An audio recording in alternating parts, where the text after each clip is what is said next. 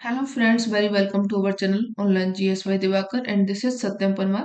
Friends, अपन आज के सेशन में देखेंगे जो अपना कल का पेपर डिस्कशन चल रहा था दिसंबर 2021 वाला 2021 एंड जो आपका जून 2022 का मर्ज पेपर था उसमें कुछ 20 क्वेश्चंस के करीब रह गए थे, तो उनको आज देखेंगे और आगे का पेपर भी इसमें सॉल्व करेंगे। ठीक है, चलिए शुरू करते हैं अपना सेशन। और ये आपको कंप्लीट वीडियो मिलेगी स्टडी पीवाईक्यू वाले चैनल पर, तो आप वहां से जाकर के इसको देख सकते हैं। और जो आपकी पहले वाले सभी वीडियो हैं वो भी स्टडी पीवाईक्यू पर ही मिलेंगी, तो आप इन सबको वहां से जाकर के देख सकते हैं। ठीक है, और चैनल पर नए हैं तो आप इसको सब्सक्राइब कर लेंगे एंड अगर पुराने लोग हैं जो कि चैनल से जुड़े हुए हैं वो इसको अपने फ्रेंड्स के शेयर कर देंगे। ठीक है, चलिए शुरू करते हैं अपना आज का सेशन। पहला इसमें क्वेश्चन दे रहा है कि जो विल्सन चक्र है उसका उचित क्रम पूछा गया है, यानी कि पहले कौन सा आएगा उसके बाद में कौन सा आएगा। सबसे पहले जो यहाँ पे क्रिया देखने को मिलेगी, जो विल्सन चक्र है महाद्वीप के संबंध में दिया था इन्होंने, तो सबसे पहले यहाँ पे क्या होगा, महाद्वीप ही फटेगा और निष्क्रिय सीमांतों वाली जो चौड़ी महासागरीय बेसिन है उनका निर्माण होगा। तो पहला आपका ये सही हो जाएगा। ए के बाद में जो आपका आएगा द्वीपीय चाप महाद्वीप चाप और जिनका निर्माण होगा ये बाद में होगा। महासागर लिथोस्फीयर विभंग होगा, नई क्षेपण सीमाओं का यहाँ पे आकार ग्रहण करेगा। यहाँ पे जो प्लेटें हैं विपरीत दिशा में गतिशील होंगी और महासागरीय जो बेसिन है वो बंद होने लगेगा। तो यहाँ पे कौन सा होगा, सॉरी, हाँ यहाँ पे कौन सा होगा, ये ए के बाद में डी होगा, क्योंकि जो प्लेटें होंगी क्या होंगी, जो गतिशील दिशा है यानी कि प्लेटें एक दूसरे से विपरीत जाएंगी और महासागरीय जो बेसिन होगा वो बंद होने लगेगा। ए के बाद में यहाँ पे डी आ जाएगा, लिखते जाइए। उसके बाद में यहाँ पे क्या होगा, जो महासागरीय लिथोस्फीयर है विभंग और नई क्षेपण सीमाओं का यहाँ पे आकार ग्रहण करेगा। ठीक है, तो आपके ए की डी के बाद में सी होगा। उसके बाद में आपका जो यहाँ पे बनेगा महाद्वीपीय सीवन जो है सुचर, यानी इनका सचर होगा, निर्माण हो चलेगा, कॉन्टिनेंटल बनेगा, तो ये आपका सबसे एंड में बनेगा। इससे पहले द्वीपीय चाप बन जाएंगे एवं जो महाद्वीपीय चाप होते हैं ये बन जाएंगे। तो सी के बाद में यहाँ पे बी आ जाएगा एंड बी के बाद में ई होगा। ये आप सीक्वेंस देख लीजिए किसमें दिया गया है, A D C B E, A D C B E, B option यहाँ पे आप लोगों का क्या हो जाएगा, ये करेक्ट हो जाएगा। ठीक है, चलिए व्याख्या पढ़ लीजिए इनकी। विल्सन चक्र है, इसका उचित क्रम दिया गया है कि महाद्वीपीय फटन होगा, निष्क्रिय सीमांत वाली चौड़ी महासागरीय बेसिनों का यहाँ पे निर्माण होगा। उसके बाद में प्लेट विपरीत दिशा में गतिशील होंगी, महासागरीय जो बेसिन है वो बंद होने लगेगा और इसके बाद में महासागरीय जो चाप है लिथोस्फीयर है इसमें चाप विभंग का निर्माण हो जाएगा। और उसके बाद में जो द्वीपीय चाप है महाद्वीपीय चाप है इनका ओरोजन होगा, इनका निर्माण होगा। और सबसे एंड में क्या होगा, जो महाद्वीपीय सीवन है सचुर का यहाँ पे निर्माण होगा। विल्सन चक्र क्या है, ये एक ऐसा मॉडल है जो कि महाद्वीपों के संयोजन और वियोजन के दौरान महासागरीय घाटियों के खुलने और बंद होने से विवर्तनिक प्लेटों के उपविभाजन और जो अपसरण होता है उनका वर्णन करता है।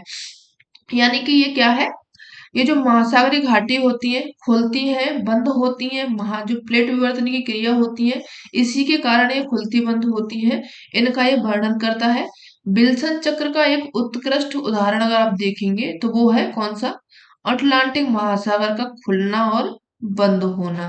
ठीक है, अगर आपसे एग्जाम्पल पूछा जाए विल्सन चक्र का तो आप बहुत ही आसानी से अटलांटिक महासागर का उदाहरण दे सकते हैं। ठीक है, चलिए आगे बढ़ते हैं।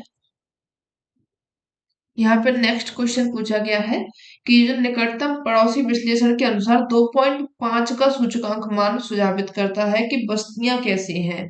इनके कुछ मान दिए गए हैं वो अभी ऊपर देखेंगे, लेकिन यहाँ पे 2.5 का पूछा गया है तो इसका आंसर हो जाएगा ये इवेंट स्पेस्ड हो जाएगा, यानी कि सब दूरस्थ स्थान हो जाएंगे। देख लीजिए इनके मानों का अंतर, निकटतम पड़ोसी विश्लेषण के अनुसार 2.5 का सूचकांक जो मान होता है वो क्या होते हैं, यहाँ पे ये होता है, यहाँ पे दिया गया है समवितरित होते हैं ये। और आर का मान दिया गया है, इनको देख लीजिए, आर बराबर इनके मान दिए गए स्थानिक प्रकृति के आधार पर। अगर 0.09 है तो कैसी स्थिति है वहां की, पूर्ण संकेंद्रण है वहां पे, ठीक है। या फिर एब्सोल्यूट कॉन्सेंट्रेशन हो जाएगा 0.1 से लेकर के 0.50 में। उच्च संकेंद्रण होगा 0.51 से लेकर के 0.99, यहाँ पे पुंजित प्रतिरूप मिलेगा यानी कि क्लस्टर्ड पैटर्न मिलेगा। इसके बाद में 1.00 से लेकर के 1.19 तक आपको यादृच्छिक प्रतिरूप मिलेगा। 1.20 से लेकर के 1.49 तक आपको समरूपी प्रतिरूप मिलेगा। और 1.50 से लेकर के 2.14 तक यहाँ पे आप लोगों को प्रकीर्ण प्रतिरूप मिलेगा, डिस्पर्स्ड पैटर्न मिलेगा यानी कि फैलाव मिलेगा यहाँ पे, ठीक है, बिखरी हुई मिलेंगी। 2.149 तक कैसा मिलेगा आप लोगों को, पूर्ण जो षटकोण प्रतिरूप होता है ये मिलेगा बिल्कुल हेक्सागोनल टाइप में। और 2.149 से ऊपर मिलेगा तो यहाँ पे उच्च प्रकीर्णन हाईली डिस्पर्स्ड स्थानिक वितरण मिलेगा। तो ये आप वितरण को याद रखेंगे, यहाँ से क्वेश्चन अक्सर पूछे जाते हैं, ठीक है। चलिए आगे बढ़ेंगे। नेक्स्ट देखिए यहाँ पे, निम्नलिखित में से कौन सी भारत एवं पाकिस्तान के बीच में सीमा पूछी गई है, डूरंड रेखा है, ब्लू रेखा है, रेड क्लिफ है या फिर मैकमोहन है। तो यहाँ पे आपका आंसर कौन सा सही हो जाएगा, सी ऑप्शन सही हो जाएगा, ठीक है। चलिए आगे बढ़िए। नगर की आंतरिक संरचना का निम्नलिखित में से कौन सा मॉडल परिवहन के मार्गों को महत्व पर बल देता है, कौन सा मॉडल हो जाएगा जो कि परिवहन के मार्गों के महत्व पर बल देता है, संकेंद्रीय मॉडल है, खंडीय मॉडल है, बहुनाभिकीय मॉडल है या फिर नगरीय सामाजिक मॉडल है। ये किस पर दे रहा है, नगर की आंतरिक संरचना का परिवहन के मार्गों पर ये दे रहा है। तो आपका ऑप्शन जो सही हो जाएगा वो सेक्टर मॉडल की बात कर रहा है, ये बी ऑप्शन सही हो जाएगा। देख लीजिए किसने ये मॉडल दिया था, नगर की जो आंतरिक संरचना है खंडीय मॉडल है, परिवहन के मार्गों के महत्व पर बल देता है। ये जो सिद्धांत है होमर हॉयट के द्वारा दिया गया था 1939 में। यह सिद्धांत जो है 142 अमेरिकी नगरों के अध्ययन पर आधारित है, ये भी याद रखेंगे कि ये किसके नगरों पर आधारित है, किसका अध्ययन किया था। तो 142 अमेरिकी नगर थे, इनका ये अध्ययन किया गया था। जबकि जो संकेंद्रीय मॉडल है इस सिद्धांत का प्रतिपादन 1925 ईस्वी में किया गया था, अमेरिकी समाजशास्त्री रहे थे बर्गेस ने किया है। किसने किया है, संकेंद्रीय जो मॉडल है इसका किसने किया था 1925 में, अमेरिकी समाजशास्त्री बर्गेस महोदय ने इसका वर्णन किया था। बहुनाभिकीय मॉडल है, इसका प्रतिपादन किया था हैरिस एवं उलमेन ने 1945 में, ठीक है। सभी की डेट भी याद रखेंगे, डेट इंपोर्टेंट है। तो आपका जो खंडीय मॉडल है इसको किसने दिया था, होमर हॉयट ने दिया था 1939 में। संकेंद्रीय वलय मॉडल है, इसको दिया था किसने 1925 में दिया था बर्गेस ने। और जो आपका बहुनाभिकीय मॉडल है हैरिस एवं उलमेन ने दिया था 1945 में, ठीक है। तीनों को ही आप याद रखेंगे। आगे बढ़ते हैं, सूची 1 को सूची 2 के साथ में मिलाना है। पैमाने दिए गए हैं, मापे गए आंकड़ों के प्रकार दिए गए हैं, नामिक है, क्रम सूचक है, अंतराल है, अनुपात है, किसको किस में मापा जाता है ये पूछा गया है। नामिक यानी कि नॉमिनल होता है, इसमें किसको मापा जाता है, मृदा के प्रकार को मापा जाता है। क्रम सूचक यानी कि ऑर्डिनल्स जो होते हैं इनमें मापे जाते हैं, किनको, शहर के आकार को। अंतराल यानी जो इंटरवल्स होते हैं इनमें मापे जाते हैं समुद्र तल से जो तुंगता होती है इनको। और रेशियो में मापा जाता है मासिक आय को यानी कि रुपयों को, इनमें किस में मापा जाता है, रेशियो में। ऑप्शन जो आपका सही हो जाएगा, ए का सेकंड है, बी का यहाँ पे थर्ड है, ठीक है। यहाँ पे आपका ऑप्शन जो सही होगा ए सही हो जाएगा, ठीक है। चलिए आगे बढ़ते हैं। नेक्स्ट क्वेश्चन देखिए कि निम्नलिखित में से किस देश ने जो नवजात शिशु है समर्थक जनसंख्या नीति अपनाई है, कौन कौन सा देश है, श्रीलंका, स्पेन, मलेशिया, म्यांमार एवं जापान। तो यहाँ पे जो आपका ऑप्शन सही हो जाएगा मलेशिया है एंड जापान है, जिन्होंने क्या किया है, नवजात शिशु समर्थक जनसंख्या नीतियां अपनाई गई है। सी और ई यहाँ पे आपका सही हो जाएगा, डी ऑप्शन सही होगा, ठीक है। देख लीजिए जो प्रश्न में जो दिया गया था उसमें मलेशिया और जापान ये सही होगा, नवजात शिशु समर्थक जनसंख्या नीति अपनाई गई है। जबकि जो श्रीलंका है, स्पेन है, म्यांमार है, देश जो है इस नीति के अंतर्गत नहीं आते हैं। जन्म पूर्व नीतियां वे नीतियां होती हैं जो कि किसी क्षेत्र की जन्म दर प्रजनन को बढ़ाने के उद्देश्य से तैयार की जाती हैं। तो आपका जो ऑप्शन सही होगा वो कौन सा हो जाएगा, डी हो जाएगा। आगे बढ़िए। कल्चरल जो हर्ट होता है, सांस्कृतिक क्रोध है, इसको कैसे परिभाषित किया जाएगा, चलिए पढ़िए इनको। ये एक उद्भव उद्भव होता है, उसके उद्भव के एक स्रोत या फिर स्रोतों से पृथ्वी पर विभिन्न सांस्कृतिक परिघटनाओं के फैलाव की शक्ति से संबंधित होता है।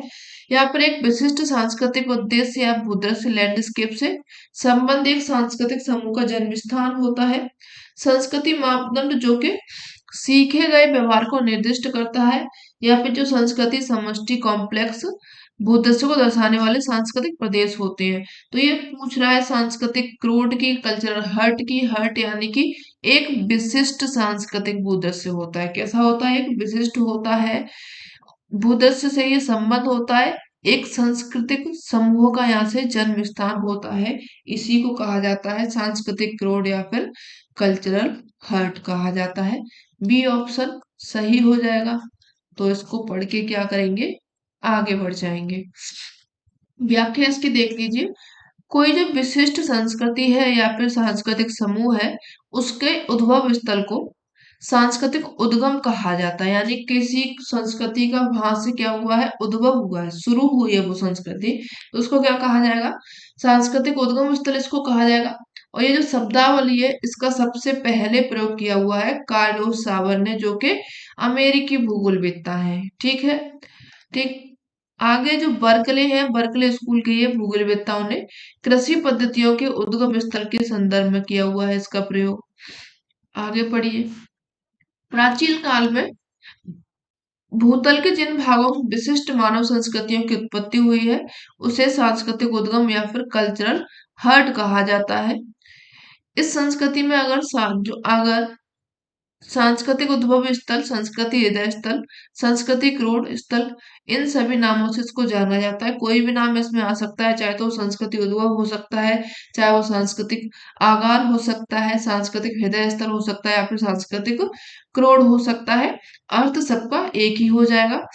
एक सांस्कृतिक उद्गम होता है स्थल एवं विकसित जो संस्कृति होती है, इसका प्रसार जितनी दूरी तक यानी कि बाह्य सीमा तक हुआ है, उस जो संपूर्ण क्षेत्र है उसको क्या कहा जाता है, कल्चरल रियलम्स कहा जाता है, परिमंडल इसको कहा जाता है। यानी कि अपनी जो संस्कृति है यहाँ पर विकसित हुई है, लेकिन इसका फैलाव हो गया है यहाँ तक। ठीक है, ये इसका फैलाव हो गया इतने एरिया में, तो ये क्या हो जाएगा, इसका परिमंडल हो जाएगा। इसको नाम दिया जाएगा क्या, सांस्कृतिक परिमंडल या फिर कल्चरल रियलम्स इसको कहा जाएगा। ये आप याद रखेंगे। आगे बढ़िए। नेक्स्ट इसमें ये, चलिए इसको तो आप पढ़ लीजिए। प्राचीन विश्व के जो कुछ विशिष्ट भाग है, उनमें पृथक मानव संस्कृतियों का विकास हुआ है। अलग अलग तरह की संस्कृति है, उनका यहाँ पे विकास हुआ है, जिनमें से कुछ क्या है, अधिक प्रभावशाली थी, जबकि कुछ कम महत्वपूर्ण थी। ठीक है, चलिए आगे बढ़िए। मैंग्रोव पत्तियां हैं, उनके आधार पर जो ओडम है 1970 के द्वारा वर्णित अप्रद खाद्य श्रृंखला को सही अनुक्रम में लगाना है। तो चलिए, पहले कौन सा होगा, उसके बाद में कौन सा होगा। Arrange the following in the correct sequence of detritus food chain describe by Odum 1970 based on mangrove leaves. तो चलिए पहले लगा लीजिए। पहला इसमें आ जाएगा स्मॉल फिश आएंगी, उसके बाद में यहाँ पे मैंग्रोव लीव्स हो जाएंगी, लार्ज फिश है, कर्प्स है, श्रिम्प्स है, केकड़ा और जो झींगा है श्रिम्प्स हो जाएंगी छोटी छोटी। तो यहाँ पे आपका सबसे पहले आएगा मैंग्रोव पत्तियां आएंगी। मैंग्रोव पत्तियों के बाद में अपरद में लगाना है ना इनको। ठीक है, मैंग्रोव पत्तियों के बाद में यहाँ पे केकड़ा है, झींगा, ये सब आ जाएंगे। सबसे एंड में आपकी कौन सी जाएंगी, बड़ी मछलियां जाएंगी। बड़ी मछलियां तो सब में एंड में ही दी गई हैं। इनके बाद में यहाँ पे आ जाएगा, नहीं, एक मिनट, सबसे पहले आपकी मैंग्रोव वनस्पतियां आएंगी, यानी कि मैंग्रोव जो पत्तियां होती हैं वो आएंगी। इसके बाद में यहाँ पे आपके अपरद आएंगे, जो डेट्रिटस होते हैं वो आएंगे। और डेट्रिटस के बाद में यहाँ पे आपके ये आएंगे केकड़ा, क्रेब और झींगा श्रिम्प्स होंगे। और इसके बाद में छोटी मछलियां आएंगी, छोटी मछलियों के बाद में बड़ी मछलियां आएंगी, CAEBD। ऑप्शन जो आपका सही होगा डी ऑप्शन यहाँ पे सही बैठ रहा है। ठीक है, चलिए व्याख्या देख लीजिए इसकी। व्याख्या है इसकी, देखिए जो मैंग्रोव पत्तियां हैं इनके आधार पर उन ईपीओडम है इनका पूरा नाम, 1970 में वर्णित जो अपरद खाद्य श्रृंखला है इसका सही अनुक्रम देखा गया है। तो सबसे पहले मैंग्रोव पत्तियां आएंगी, अपरद आएंगे, केकड़ा, क्रेब और झींगा आएंगे, उसके बाद में छोटी मछलियां आएंगी, उसके बाद में बड़ी मछलियां आएंगी। ठीक है, देखिए व्याख्या। अपरद जो खाद्य श्रृंखला होती है उसको मैंग्रोव वृक्ष की पत्तियों के उदाहरण पर समझाया जा सकता है। जब एक लाल मैंग्रोव पेड़ है, पेड़ की पत्तियां एक उथले जल निकाय में गिरती हैं, यानी कि एक कोई जल नीचे भरा हुआ है और पेड़ है, पेड़ से पत्तियां गिर रही हैं, तो वो कहाँ पे जाएंगी, उस जल में चली जाएंगी। जल में गिरती हैं, गिरने से पहले 5% जो पत्तियां होती हैं फाइटोफेगस कीड़ों के द्वारा खाई जाती हैं। किसके द्वारा, ये जो फाइटोफेगस कीड़े होते हैं इनके द्वारा खाई जाती हैं। पत्तियों के जो कुछ हिस्से होते हैं उनको छोटे जीवों के द्वारा, जैसे कि कीट लार्वा है, केकड़ा है, इनके द्वारा खाया जाता है। इसके बाद में इन जीवों का सेवन उन मछलियों के द्वारा किया जाता है जो कि कैसी होती हैं, मांसाहारी होती हैं। और अंत में ये जो मछलियां होती हैं, इन मछलियों को कौन खा जाती है, बड़ी मछलियां खा जाती हैं। ठीक है, तो यही इसमें इनका अनुक्रम पूछा गया था। ठीक है, चलिए आगे बढ़िए। अपरद खाद्य श्रृंखला, इसमें क्या होता है, अन्य खाद्य श्रृंखलाओं की तुलना में निरंतर ऊर्जा प्रवाह होता रहता है, यानी कि और जो खाद्य श्रृंखलाएं होती हैं उनके बजाय इसमें क्या होता रहता है, ऊर्जा का प्रवाह हमेशा होता रहता है। अपरद जो खाद्य श्रृंखलाएं होती हैं अकार्बनिक पोषक तत्वों को सुलझाने में मदद करती हैं। अपरद खाद्य श्रृंखला एक निवास स्थान की सीमित नहीं होती है, क्योंकि यह झीलों और महासागरों के तल जैसे कि अलग अलग स्थानों में ये पाई जाती है। ये आप इसके बारे में याद रखेंगे, जो अपरद खाद्य श्रृंखला है इसके बारे में। ठीक है, आगे बढ़िए। नेक्स्ट इसमें कह रहा है कि निम्नलिखित में से कौन सा पद जो कि महाद्वीपीय प्रवाह सिद्धांत से संबंधित नहीं है पूछा गया है। तो पहला पैंथालसा है जो कि महाद्वीपीय प्रवाह सिद्धांत से संबंधित है। आगे कह रहा है पूरा जलवायु, ये भी इसी से संबंधित है। सी फ्लोर स्प्रेडिंग, ये इससे संबंधित नहीं है। जिक्सोफिट, ये भी इसी से संबंधित है। तो ऑप्शन आपका कौन सा सही होगा, सी ऑप्शन सही हो जाएगा। व्याख्या देख लीजिए। जो सागर नितल प्रसरण है इसकी संकल्पना का जो प्रतिपादन किया था, किसने किया था, प्रिंसटन विश्वविद्यालय के प्रोफेसर रहे थे हैरी हेस। इन्होंने इसका वर्गीकरण किया था 1960 में। डेट याद रखेंगे। हैरी हेस की जो संकल्पना थी सागर भूवैज्ञानिक के द्वारा भूभौतिकी के प्रारंभिक कार्यों पर आधारित थी। 1952 में मेसन ने प्रशांत महासागर में चुंबक मापी यंत्र की सहायता से सागर नितल के जो सेल हैं उनके चुंबकत्व से संबंधित महत्वपूर्ण सूचनाएं प्राप्त करी। 1963 में बायन एवं मैथ्यू ने हिंद महासागर में कार्लसवर्ग कटक के मध्यवर्ती भाग का चुंबकीय सर्वेक्षण किया। ये किसने किया था, जो कार्लसवर्ग है, सॉरी, बायन और मैथ्यू ने किया था, किसका, हिंद महासागर का एक कटक है कार्लसवर्ग कटक, इसका जो बीच का भाग है इसका उन्होंने चुंबकीय सर्वेक्षण किया। सागर नितल जो प्रसरण संकल्पना है प्लेट विवर्तनिकी सिद्धांत से ही संबंधित है। कुछ महत्वपूर्ण तथ्य हैं उनको देख लीजिए। महाद्वीपीय प्रवाह सिद्धांत है वेगनर के द्वारा 1912 में दिया गया था, परंतु इसका जो विवेचन है 1915 तथा 1920 में हुआ था। ठीक है, आगे है वेगनर है। वेगनर ने माना कि जो कार्बोनिफेरस युग है, युग में समस्त स्थल का भाग क्या था, एक ही स्थल के भाग रूप में संलग्न था। यानी कि जैसे अभी आप लोगों को कई सारे महाद्वीप महासागर बटे हुए दिखते हैं, पहले ऐसा नहीं था। ये कौन से टाइम की बात कर रहा है, कार्बोनिफेरस युग की ये बात कर रहा है। ठीक है, फिर इसके बाद में इन्होंने नाम दिया था इस वाले स्थल खंड को पेंजिया। और पेंजिया है उसके चारों ओर में एक विशाल जलभाग था जिसको नाम दिया है वैगनर ने क्या, पेंथालसा, इसको नाम दिया गया है। ठीक है, अब आगे बेगनर है। बेगनर के अनुसार अटलांटिक महासागर के दोनों तटों में एक रूपता पाई जाती है। इस एक रूपता के कारण उन्होंने आसानी से जोड़ा जा सकता है, यानी कि जिग्सॉ फिट की बात कर रहा है। दक्षिण अमेरिका के जो पूर्वी तट है उनको अफ्रीकी जो अमेरिका है, अफ्रीका है, इसके पश्चिमी तट से आसानी से आप जोड़ सकते हैं। उत्तरी अमेरिका जो पूर्वी तट है उसको यूरोप के पश्चिमी तट से जोड़ा जा सकता है। इसी को क्या कहा था? जिग्सॉ फिट कहा था वेगनर ने। तो आप ये भी इनके बारे में याद रखेंगे। आगे बढ़िए, नेक्स्ट क्वेश्चन देखिए कि निम्नलिखित में से कौन सा कथन सही है पूछा गया है।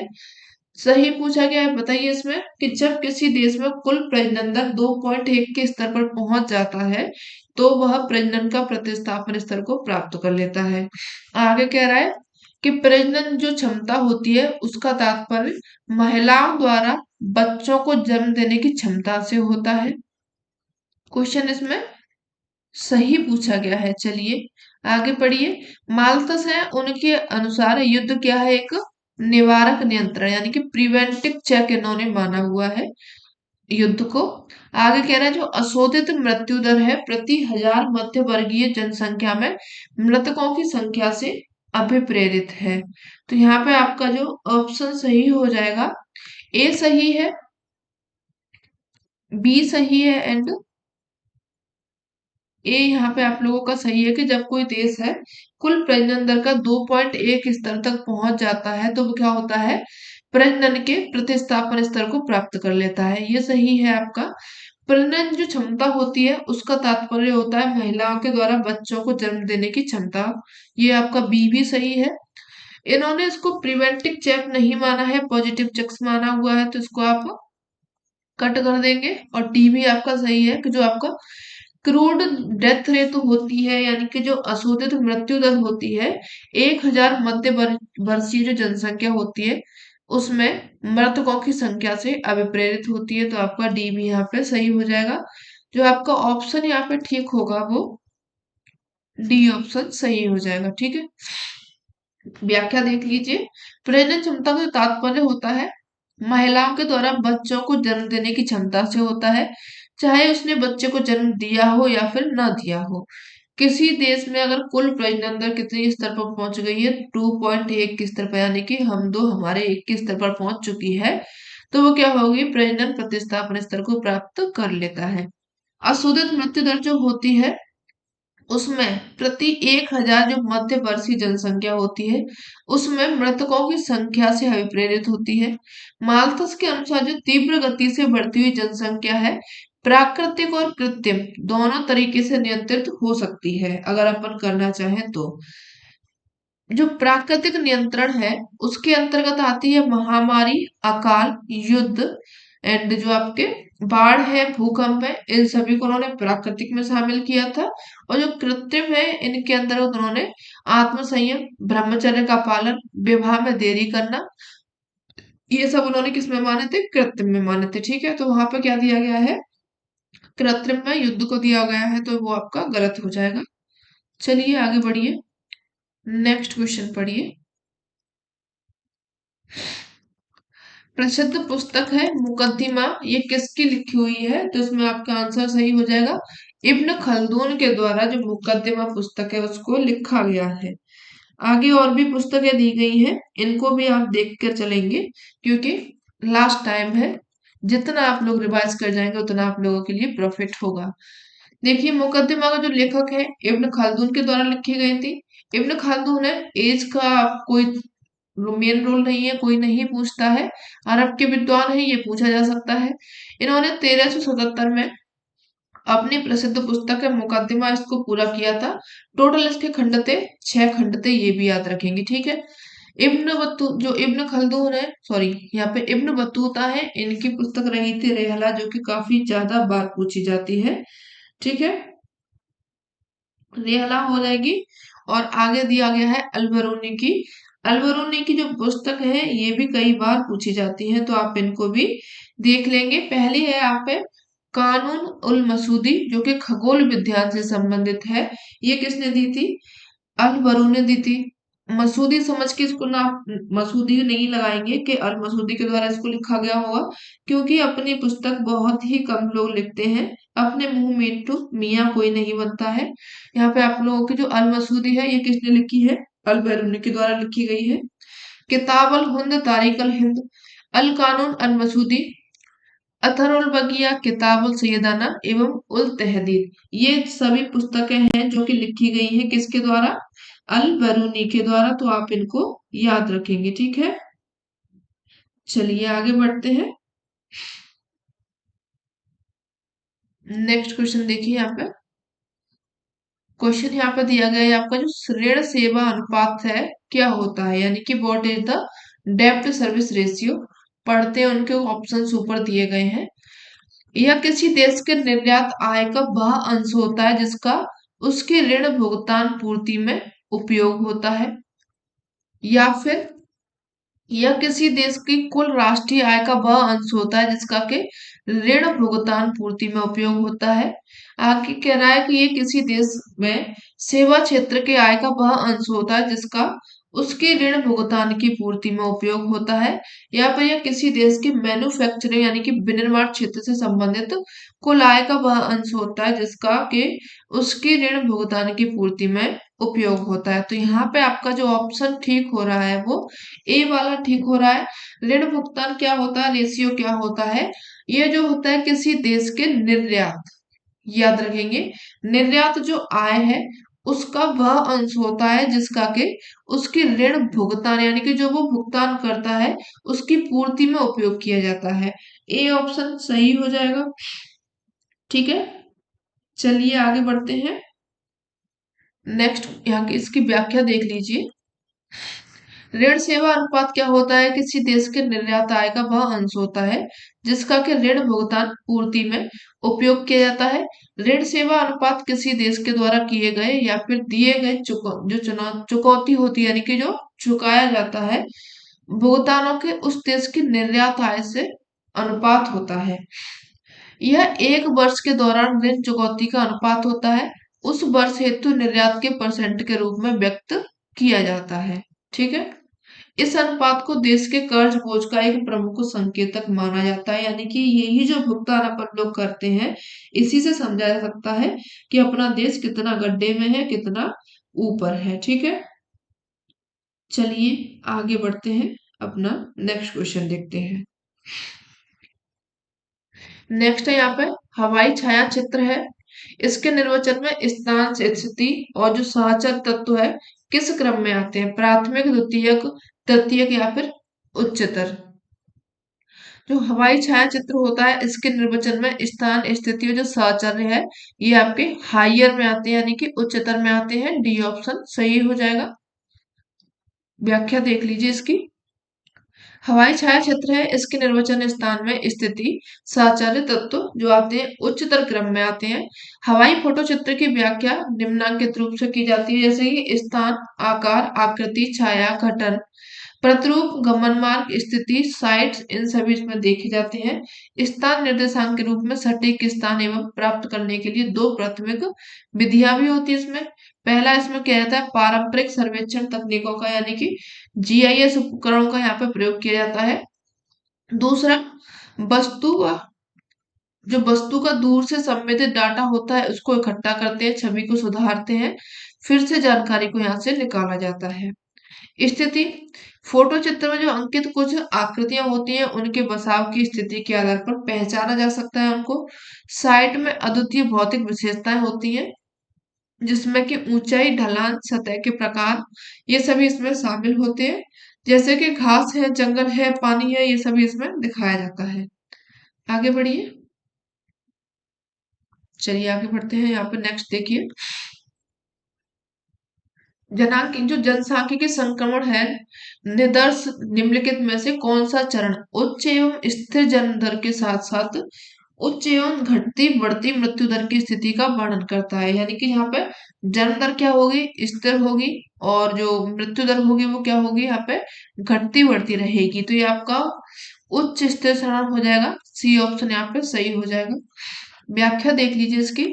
जनसांख्यिकी संक्रमण निदर्श है, इसमें उच्च स्थिर चरण है, एवं स्थिर जन्म दर के साथ साथ में उच्च एवं घटती बढ़ती जो मृत्यु दर है इस स्थिति का वर्णन करता है। जनसांख्यिकी संक्रमण का सिद्धांत का जो मूल प्रतिपादन था थॉमसन ने किया था 1929 में, नोटेस्टीन ने किया था 1945 में। नोटेस्टीन और जो थॉमसन है इन्होंने इस सिद्धांत की 3 अवस्थाएं मानी, जबकि जो कार्ल मार्क्स है, ट्रिबार्था है, इन्होंने इसकी 4 अवस्थाएं मानी हुई हैं। ब्लेकर एवं पीटर बक्स है, इन्होंने 5 अवस्थाएं मानी हुई है। तो चलिए सभी अवस्थाओं को आप लोग देख लीजिए। जन्म दर और मृत्यु दर के पारस्परिक परिवर्तन संबंधों को उत्पन्न प्रतिरूप के अनुसार जनसांख्यिकी संक्रमण ने 4 अवस्थाएं मानी हुई है। देख लीजिए कौन कौन सी अवस्थाएं हैं। उच्च स्थायी अवस्था, इसमें हाई स्टेशनरी स्टेज होती है। यह क्या होता है, जनसांख्यिकी संक्रमण की प्रथम अवस्था होती है, जिसमें जन्म दर और मृत्यु दर दोनों क्या होते हैं, उच्च होते हैं। अंतराल कम होने के परिणाम स्वरूप जनसंख्या लगभग कैसी रहती है, स्थायी रहती है, क्योंकि मृत्यु और जन्म बराबर हो रहे हैं। आगे दिया गया है प्रारंभिक वर्धमान अवस्था, अर्ली एक्सपेंडिंग स्टेज। यह क्या होती है, जनसांख्यिकी संक्रमण की द्वितीय अवस्था होती है, जिसमें कि जन्म दर उच्च होती है, लगभग स्थायी रहती है, किंतु जो मृत्यु दर है उसमें ह्रास होने लगता है, जिससे कुल जनसंख्या क्रमशः क्या होती है, वृद्धि होती जाती है। आगे दिया है उत्तर वर्धमान अवस्था, लेट एक्सपेंडिंग स्टेज। इसमें क्या होता है, ये जनसांख्यिकीय संक्रमण की तृतीय अवस्था होती है। जन्म दर में भी ह्रास होने लगता है, मृत्यु दर में तीव्र ह्रास होता है, निम्न स्तर पर तक आ जाती है, यानी कि जन्म दर भी इसमें कम है, मृत्यु दर भी इसमें कम है, जिसके कारण जनसंख्या वृद्धि है पहले से द्वितीय अवस्था में कम हो जाती है। आगे बढ़िए। स्थायी अवस्था या फिर निम्न स्थायी अवस्था, ये जो आपकी जनसांख्यिकी संक्रमण है इसकी चतुर्थ अवस्था होती है, जिसमें कि जो जन्म दर और मृत्यु दर दोनों ही निम्न स्तर पर आ जाती है, जिसमें कि जनसंख्या वृद्धि लगभग रुक जाती है। ये आप याद रखेंगे, ठीक है। चलिए आगे बढ़ते हैं। निम्नलिखित में से किसका मिलान सही नहीं है पूछा गया है। देवप्रयाग में बता रहा है भागीरथी एवं अलकनंदा, रुद्रप्रयाग में बता रहा है आपका मंदाकिनी अलकनंदा, कर्णप्रयाग में बता रहा है भागीरथी और पिंडर, विष्णु प्रयाग में बता रहा है धौलीगंगा एवं अलकनंदा। तो यहाँ पे जो आपका ऑप्शन सही हो जाएगा वो सी ऑप्शन है, क्योंकि जो आपका कर्ण प्रयाग है यहाँ पे अलकनंदा और पिंडर होना चाहिए था, बाकी का देव प्रयाग का हो जाएगा भागीरथी प्लस अलकनंदा, रुद्रप्रयाग का हो जाएगा अलकनंदा मंदाकिनी, कर्ण प्रयाग का हो जाएगा अलकनंदा पिंडर हो जाएगा, विष्णु प्रयाग का हो जाएगा यहाँ पे धौलीगंगा एवं विष्णु गंगा, ठीक है। चलिए आगे बढ़ते हैं। किस व्यक्ति ने जियोपॉलिटिकल यानी कि भू राजनीतिक पद सर्वप्रथम प्रचलित किया था, तो यहाँ पे किसने नाम दिया हुआ है, रुडोल्फ जेलेन ने इसका नाम दिया है, बी ऑप्शन सही हो जाएगा। जियोपॉलिटिकल भू राजनीतिक पद का जो सर्वप्रथम प्रयोग है रुडोल्फ जेलेन ने किया हुआ है, जिसे उन्होंने भौगोलिक जीव एवं स्थानिक घटनाक्रम के रूप में राज्य का सिद्धांत प्रतिपादित किया, जो कि वास्तव में एक भूमि है, क्षेत्र है, प्रदेश है, या फिर एक विशेषीकृत रूप में एक देश है, अथवा क्षेत्र के राजनीतिक जीवों का अध्ययन को रणनीति है। इस प्रकार जो राज्य है एक विधिक हस्ती न मानकर एक प्रतिस्पर्धी शक्ति माना गया है। राज्य के जो जैविक सिद्धांत है इसका प्रतिपादक किया था किसने, रेडजेल के द्वारा। उन्होंने राज्य को एक जैविक इकाई माना हुआ है। आगे है भू राजनीतिक क्षेत्र, इसमें जो हाउसोपर है इन्होंने इसमें विशिष्ट योगदान दिया हुआ है। उन्होंने भू राजनीति पर एक प्रतिष्ठा पत्रिका भी लिखी, जिसको के जी स्क्रिप्ट फॉर जियोपॉलिटिक की स्थापना कहा जाता है, या फिर इसकी उन्होंने संज्ञा दी थी। चलिए आगे बढ़ते हैं। नेक्स्ट देखिए, एमडी मॉरिस है 1970 में जीवन की एक भौतिक गुणवत्ता सूचकांक यानी कि PQLI इन्होंने सूचकांक दिया था। इसके परिकलन के लिए निम्नलिखित में से किन 3 घटक संकेतकों का उपयोग किया है, किन किन का किया है। शिशु जो मृत्यु दर है 1 वर्ष की उम्र में, जीवन प्रत्याशा 15 वर्ष की उम्र में, मूल साक्षरता, या फिर इसका उपयोग किया है पूछा गया है, ठीक है। और जो आपकी मातृ मृत्यु दर है 7 वर्ष की उम्र में साक्षरता। अच्छा अच्छा, ये अलग अलग है, देखिए इनको। इन्होंने जो PQLI सूचकांक है इनमें इन्होंने कुछ संकेत दिए हैं, 3 घटक दिए हैं, वो कौन कौन से दिए हैं। शिशु मृत्यु दर 1 वर्ष की उम्र में जीवन प्रत्याशा तथा 15 वर्ष की उम्र तक इनको मूल साक्षरता। आगे ये कह रहा है कि मातृ मृत्यु दर, 7 वर्ष की उम्र में साक्षरता एवं जीवन प्रत्याशा। आगे कह रहा है यहाँ पे कि नवजात शिशु मृत्यु दर, महिला साक्षरता, 1 वर्ष की उम्र में जीवन प्रत्याशा। या फिर यहाँ पे नेक्स्ट कह रहा है जो इन्फेंट मोर्टेलिटी रेट यानी कि शिशु मृत्यु दर, आउट ऑफ स्कूल चिल्ड्रन यानी कि विद्यालय में शिक्षा न ग्रहण करने वाले बच्चे, और तथा जो लाइफ एक्सपेक्टेंसी एट एज 1 यानी कि 1 वर्ष की उम्र में जीवन प्रत्याशा। तो जो PQLI सूचकांक है इसके परिकलन में 3 जो घटक दिए गए थे वो आपके हो जाएंगे। कौन से हो जाएंगे ये? दिए किसने थे? MD मॉरिस ने दिए थे। कौन कौन से दिए थे? शिशु मृत्यु दर हो जाएगा पहला, 1 वर्ष की उम्र में जीवन प्रत्याशा दिया था तथा 15 वर्ष की उम्र में उन्होंने मूल साक्षरता दी थी। ये उनके 3 घटक रहे थे, अच्छे से याद रखेंगे, रिपीट हो सकता है क्वेश्चन। देख लीजिए जो MD मॉरिस है 1979 में जीवन की भौतिक गुणवत्ता सूचकांक यानी कि PQLI के परिकलन में हेतु उन्होंने 3 संकेत का प्रयोग किया है। पहला शिशु मृत्यु दर हो जाएगा, दूसरा 1 वर्ष की जो जीवन प्रत्याशा है, 15 वर्ष की उम्र पर मूल साक्षरता है। ये तीनों घटकों को आप अच्छे से याद रखेंगे। PQLI की फुल फॉर्म क्या है वो देख लीजिए, physical quality of life index है। इसको 1970 के दशक में अर्थशास्त्री जो मॉरिस डेविस थे इन्होंने 1979 में, मॉरिस एंड मैकलिन 1982 में, मॉरिस ने 1996 में, और जो US ओवरसीज डेवलपमेंट काउंसिल है उनके सहयोग के द्वारा इसको विकसित किया गया। जीवन की गुणवत्ता किसी देश के जीवन या फिर कल्याण की गुणवत्ता को मापने का इसमें प्रयास इन्होंने किया था। ठीक है, चलिए इतना हो गया आप लोगों का, बस थोड़े से क्वेश्चन और बचे हैं। एक भवन है, समूह के द्वारा रूपित ज्यामितीय आकृति को जाना जाता है, स्थल के द्वारा, प्रतिरूप के द्वारा, अवस्थिति के द्वारा या फिर स्थिति के द्वारा। भवन है, भवन के समूह के द्वारा जो रूपित ज्यामितीय आकृति है इसको प्रतिरूप में जाना जाता है, पैटर्न होता है उनका। बी ऑप्शन सही हो जाएगा। ठीक है, चलिए आगे बढ़ते हैं। निम्नलिखित में से कौन सी जो संचयी वायुमंडलीय आपदाएं पूछी गई हैं? कुमुलेटिव एटमॉस्फेरिक डिजास्टर पूछे गए हैं, टोर्नेडो है, बाढ़ आपदा है, वायुमंडलीय पूछी गई है। ठीक है, सुनामी है, सुनामी आपकी वायुमंडलीय नहीं है, उष्ण लहर आपदा है, भूस्खलन है। तो यहाँ पे आप लोगों को कौन कौन सा सही हो जाएगा? चक्रवात जो आते हैं वायुमंडलीय आपदा होती है, बाढ़ आपदा ये आपकी वायुमंडलीय होती है, और साथ में जो आपकी उष्ण लहर आपदा होती है ये भी वायुमंडलीय होती है, ये आपकी स्तरीय होती है। ठीक है, ऑप्शन जो सही होगा सी ऑप्शन, सही टिक लगाएंगे। ठीक है, चलिए सी हो जाएगा यहाँ पे। देखिए यहाँ पे सी हो गया। संचयी वायुमंडलीय जो आपदा होती है उनमें टोर्नेडो हो जाएगा, बाढ़ आपदा हो जाएगी, एवं जो उष्ण लहर आपदा होती है वो हो जाएंगी। टोर्नेडो क्या होता है इनको जान लीजिए। ये चलने की आकृति वाले प्रचंड तूफान होते हैं जो कि अल्प समय के लिए सीमित क्षेत्र में आते हैं। इनके केंद्र में बहुत कम वायुदाब होता है, यानी कि इनका जो केंद्रीय वायुदाब होता है वो कम होता है, लेकिन बाह्य तथा केंद्रीय भाग के मध्य में तीव्र वायुदाब होता है। हवाएं तेज चलती हैं, बाह्य केंद्र की ओर में तीव्र गति से ये चलती हैं। बाढ़ आपदा, इसमें क्या होता है? बाढ़ तब आती है जबकि नदी होती है जलवाहिकाओं में, इनकी क्षमता से अधिक जल बहाव होता है, जल बाढ़ के रूप में मैदान के निचले हिस्सों में भर जाता है, तो क्या होती है? बाढ़ आ जाती है। उष्ण लहर आपदा ये क्या होती है? ये असामान्य रूप से उच्च तापमान की वह स्थिति होती है जिसमें कि तापमान सामान्य से अधिक रहता है, यानी कि जो नॉर्मल टेम्परेचर रहता है उससे तापमान ऊपर पहुंच जाए। मार्च से जून के महीने की भारतीय उपमहाद्वीप में चलती है ये, और भारतीय मौसम विभाग के अनुसार मैदानी क्षेत्र का तापमान 40 डिग्री सेंटीग्रेड तथा पर्वतीय क्षेत्र का जो तापमान होता है 30 डिग्री सेंटीग्रेड हो जाता है।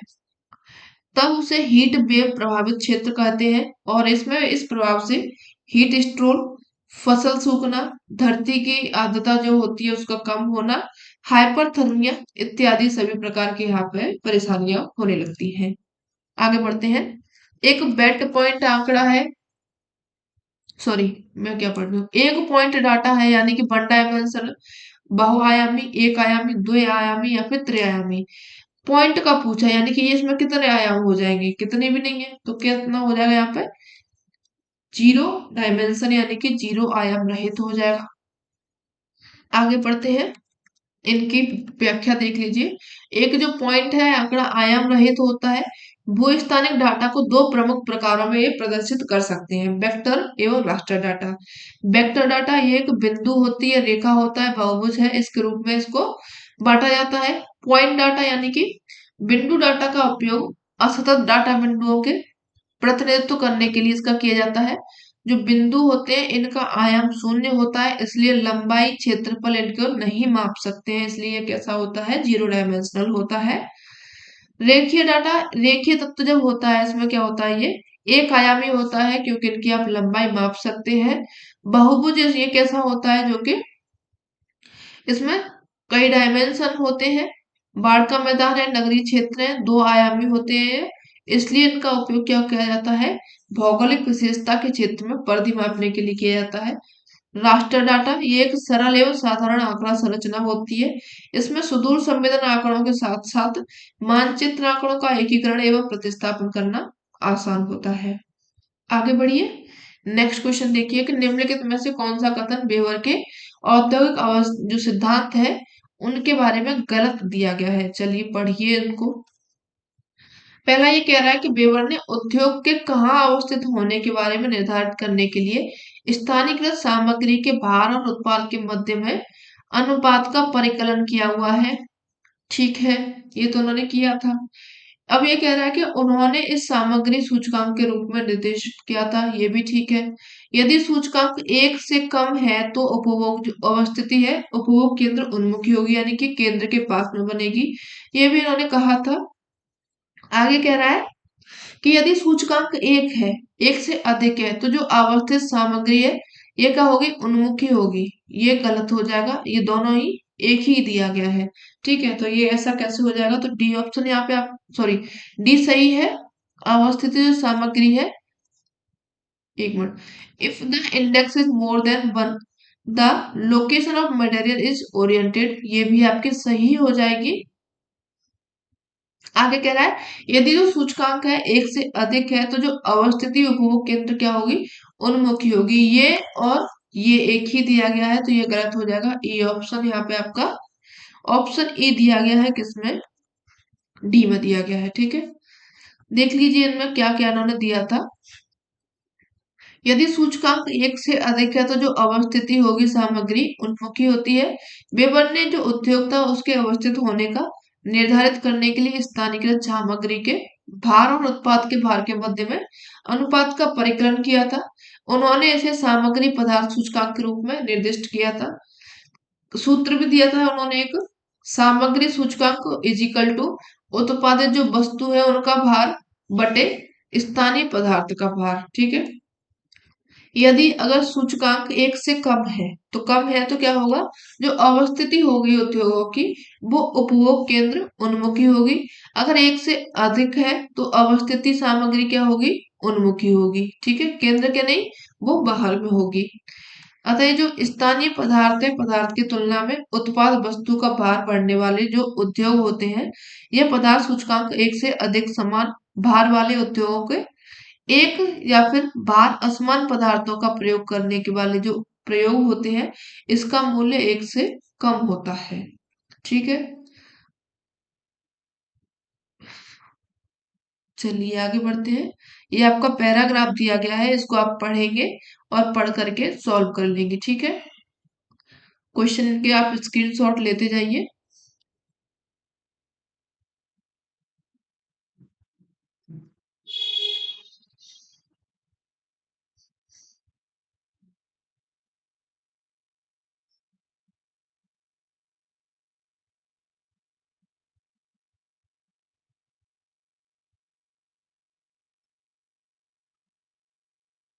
चलिए हो गया आप लोगों के, दूसरा पेपर शुरू करते हैं, जाएंगे नहीं है अभी। ये आपका जो पेपर हुआ था दिसंबर 2022 में, इसको देखेंगे। ठीक है, 2022 का है और ये आपको कंप्लीट कहाँ पे मिल जाएगा, स्टडी पीवाईक्यू चैनल पर मिलेगा। शिफ्ट वन में ये आपका पेपर हुआ है, इसको देखेंगे। चलिए पहला क्वेश्चन इसमें देखते हैं। खाद्य और जो कृषि संगठन है उसके अनुसार 1990 से 2015 तक वन संरक्षण के संदर्भ में निम्नलिखित में से कौन से अग्रणी देश रहे थे। ये किसमें पूछा गया है? वन संरक्षण में पूछा गया है। 1990 से लेकर के 2015 तक पूछा गया है। ब्राजील और जो कांगो लोकतांत्रिक गणराज्य है, रूस और चीन है, ब्राजील और इंडोनेशिया है, रूस और कनाडा है। तो यहाँ पे आपका ऑप्शन सही हो जाएगा ब्राजील एंड इंडोनेशिया हो जाएगा, जिसमें कि वन क्षरण के संदर्भ में निम्नलिखित में से अग्रणी देश पूछे गए हैं। सी ऑप्शन सही हो जाएगा। ठीक है, आगे बढ़िए। संयुक्त राज्य ऊर्जा सांख्यिकी 2022 के अनुसार विश्व में प्राकृतिक गैस के सबसे बड़े और द्वितीय सबसे बड़े उत्पादक देश रहे थे, वो कौन से हैं? प्राकृतिक गैस के पूछे गए हैं। संयुक्त राज्य एवं जो अमेरिका है और रूस है। रूस एवं संयुक्त राज्य अमेरिका, संयुक्त राज्य अमेरिका, सऊदी अरब, रूस एवं सऊदी अरब। तो यहाँ पे आपका ऑप्शन सही हो जाएगा ए, संयुक्त राज्य अमेरिका एवं रूस है जो कि रहे थे क्या? प्राकृतिक गैस के सबसे बड़े और द्वितीय सबसे बड़े उत्पादक रहे थे। पहले नंबर पे आपका यूएसए हो जाएगा, दूसरे नंबर पे आपका रसिया हो जाएगा। ठीक है, भंडारण का देख लीजिए कितना है। संयुक्त राज्य अमेरिका के पास 23.41% है और उसके बाद में रूस है, रूस के पास में 17.14% है। आगे बढ़ते हैं। निम्नलिखित में से कौन सा दक्षिण अमेरिकी देश जो कि ओपेक आईपीईसी का अंग है पूछा गया है? अर्जेंटीना, उरुग्वे, ब्राजील एवं वेनेजुएला दिया गया है। तो यहाँ पे जो आपका ऑप्शन सही हो जाएगा वेनेजुएला, डी ऑप्शन सही हो जाएगा। ओपेक है, ओपेक का ये हिस्सा रहा था पेट्रोलियम निर्यातक देशों का समूह, जिसे कि संक्षिप्त में ओपेक कहा जाता है। इनकी स्थापना 1960 में की गई थी। ईरान, इराक, सऊदी अरब, वेनेजुएला द्वारा इसकी स्थापना की गई थी। इसका मुख्यालय है ऑस्ट्रिया की राजधानी वियना में इसका मुख्यालय है। वर्तमान में ओपेक के सदस्यों की संख्या अगर पूछी जाए तो बता देंगे 13 है, जिनके नाम आप याद रख लेंगे। नाइजीरिया, इंडोनेशिया, कुवैत है, इक्वेडोर है, वेनेजुएला, सऊदी अरब एवं ईरान है, अल्जीरिया है, कतर है, यूएई, इराक एवं लीबिया तथा अंगोला। ये कौन से हैं? जो कि 13 सदस्य देश हैं जो कि शामिल है किसमें? ओपेक में। मुख्यालय याद रखेंगे ऑस्ट्रिया की जो राजधानी है वियना, ये उसमें उसका मुख्यालय है। 1960 में इसकी स्थापना की गई थी। किसके लिए? पेट्रोलियम निर्यातक देशों के द्वारा इसकी स्थापना की गई थी। आगे बढ़िए। डिजिटल बिंब की व्याख्या के लिए निम्नलिखित में से किस बिंब का संवर्धन विधि का प्रयोग किया जाता है?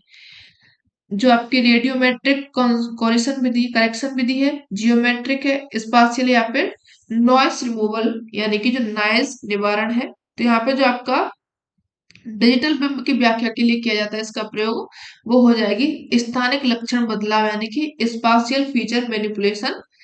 इनकी इस विधि का यहाँ पे अनुप्रयोग किया जाता है। आगे बढ़िए। जब पृथ्वी के पटल का जो सेल है विभंग होता है यानी कि टूटता है और पुनः वही सेल पिंड यानी कि भिन्न दिशाओं में गतिशील होता है, तो उसको कहा जाता है बलन, संधि, भ्रंश या फिर दरार। इसको कहा जाता है क्या? फॉल्ट, भ्रंश कहा जाता है। यानी कि कोई पटल है, प्लेट है, परपटी है, इसका क्या हुआ? टूट गया, टूट गया, फिर वही सेल फिर से पिंड या फिर भिन्न दिशाओं में गतिशील होने लग जाएगा। तो एक जो क्रिया कहलाती है भ्रंशन की, फॉल्टिंग की क्रिया ये कहलाती है। व्याख्या देख लीजिए। जब पृथ्वी के पटल में जो सेल विभंग होता है तो पुनः वही सेल पिंड जो है दिशाओं में गतिशील होते हैं, उसे भ्रंश कहा जाता है। बलन क्या होता है? पृथ्वी के जो अंतर्जात बल होते हैं, संपीड़न की स्थिति होती है, चट्टानों में जब लहरनुमा मोड़ पड़ते हैं उनको बलन कहा जाता है। क्षैतिज बल, जो क्षैतिज बल होते हैं, दो विपरीत दिशाओं में कार्य करते हैं, उनको तनाव बल कहा जाता है। इनको टेंशनल फोर्स कहा जाता है, जिससे कि चट्टानी दरारें, क्रैक्स देखने को मिलते हैं। ठीक है, चलिए आगे बढ़ते हैं। निम्नलिखित में स्थलरूप में से कौन सा जो है विवर्तनिकी बलों के कारण निर्मित निर्मित होता है? लिफ्ट घाटी है, अंध घाटी है, यू आकार की घाटी है, बी आकार की घाटी है। तो जो आपकी अंध घाटी बनती है ये काष्ठस्थाकरे के द्वारा बनती है, यू आकार की घाटी बनती है हिमनद के द्वारा, और बी आकार की घाटी बनती है नदी के द्वारा। बची आपकी लिफ्ट घाटी जो कि बनती है विवर्तनिक बल के द्वारा। ठीक है, चलिए आगे बढ़ते हैं। निम्नलिखित में से कौन सा बृहत्तम संचलन का तीव्र प्रकार नहीं है, पूछा गया। बृहत्तम संचलन यानी कि बहुत जल्दी जिसका कि अपन लोग प्रभाव देख सके। सेल का गिरना, ये फटाक से गिरेगा। पंख प्रवाह, सेल अपवर्तन, मृदा सर्पण। तो जो आपका है मृदा सर्पण है, ये किसका प्रकार नहीं है? बृहत संचलन का प्रकार नहीं है। मृदा सर्पण जो सॉलिफिकेशन होता है, धीमी क्रिया होती है। जो धरातली चट्टानें होती हैं नीचे की ओर में ढलान में, धीमी गति को मृदा सर्पण कहा जाता है। इसे एक प्रकार के सर्पण के रूप में परिभाषित किया जा सकता है, जो कि ठंडे क्षेत्रों या फिर उच्च ऊंचाई वाले क्षेत्रों पर होता है। और यह तब होता है जब संतृप्त यानी कि जो चट्टान होती है, कचरे का द्रव्यमान ढलान के नीचे बहता है। रॉक फॉल, सेल गिरना, पंख प्रवाह, सेल परत अपवहन या फिर बृहद संचलन का यह तीव्र प्रकार होता है। आगे पढ़िए। नेक्स्ट क्वेश्चन इसमें ये कह रहा है, उष्णकटिबंधीय चक्रवात है, इनके बनने के संबंध में निम्नलिखित में से कौन सा कारक सही नहीं है, पूछा गया है। बातें किनकी कर रहा है? उष्णकटिबंधीय चक्रवात की कर रहा है। नीचे कह रहा है कि जो उष्णकटिबंधीय चक्रवात होते हैं निम्न अक्षांशों में यानी कि भूमध्य रेखा के 5 डिग्री के भीतर समुद्र पर बनते हैं। बिल्कुल ही ये गलत बात बोल रहा है, तो इसको आप क्रॉस कर देंगे।